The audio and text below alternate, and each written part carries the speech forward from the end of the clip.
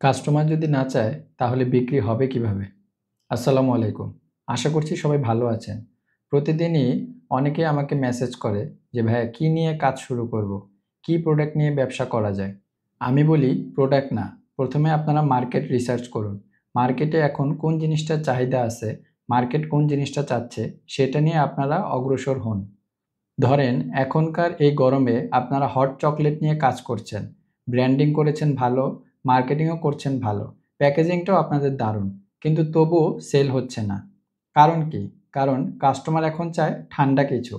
কাস্টমারের এখন দরকার লাচ্ছি, আইসক্রিম অথবা কোল্ড কফি। বাজারের চাহিদা না বুঝে কোনো কিছু বিক্রি করা মানে হলো নিজেকে বড় ধরনের ক্ষতির দিকে ঠেলে দেওয়া। আরেকটা সহজ উদাহরণ দেই। আমাদের দেশে এখন নির্বাচন নিয়ে অনেক আলাপ। ধরেন আপনি এমন একজন প্রার্থীর জন্য নির্বাচনী প্রচারণা চালাচ্ছেন, যিনি জীবিত নেই, মৃত। তো মৃত একজন প্রার্থীর জন্য আপনি যতই মার্কেটিং করুন না কেন, যতই ক্যাম্পেইন চালান না কেন, মানুষ ভোটটা দিবে কাকে?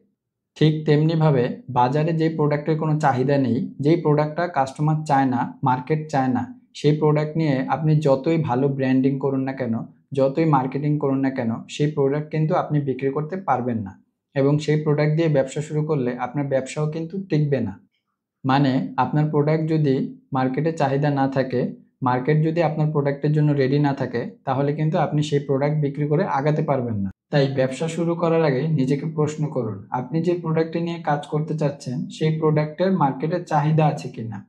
আপনার প্রোডাক্ট সঠিক জায়গায়, সঠিক সময়ে, সঠিক মানুষের জন্য আছে কিনা, এই হিসাব-কিতাব না মিলিয়ে ব্যবসা শুরু করা মানেই ব্যবসাকে লসের দিকে ঠেলে দেওয়া। তাই ব্যবসা শুরু করার আগে মার্কেট যাচাই করুন এবং তারপরেই প্রোডাক্ট নির্বাচন করুন। তখন কাস্টমার বলবে যে, "এটাই তো আমি খুঁজছিলাম।"